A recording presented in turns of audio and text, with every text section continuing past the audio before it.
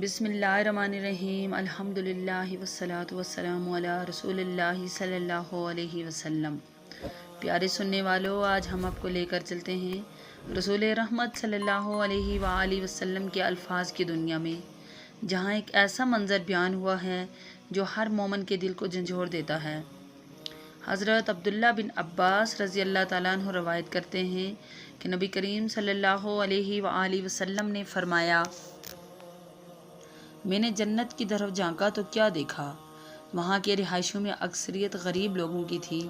ہاں، وہی غریب جنہیں دنیا والوں نے کم تر سمجھا، جن کے پاس بڑے محلات نہ تھے، قیمتی کپڑے نہ تھے، لیکن ان کے دل ایمان سے بھرے تھے، ان کی زبان ذکر الہی سے تر تھی اور ان کے اعمال خالص اپنے رب کے لیے تھے۔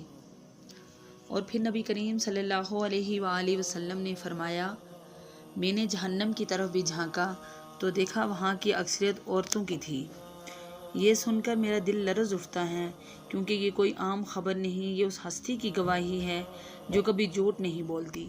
میرے عزیز بھائیوں اور بہنوں، یہ حدیث ہمیں دو بڑے سبق دیتی ہے۔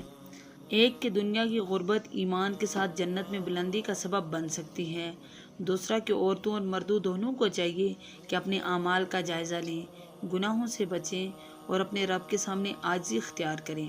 اے اللہ، ہمیں ان بندوں میں شامل فرما جو تجھ سے ڈرتے ہیں، جن کے دل تیرے ذکر سے آباد رہتے ہیں اور جن کا انجام تیری جنت میں ہو۔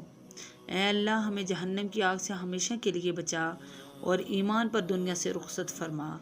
آمین یا رب العالمین۔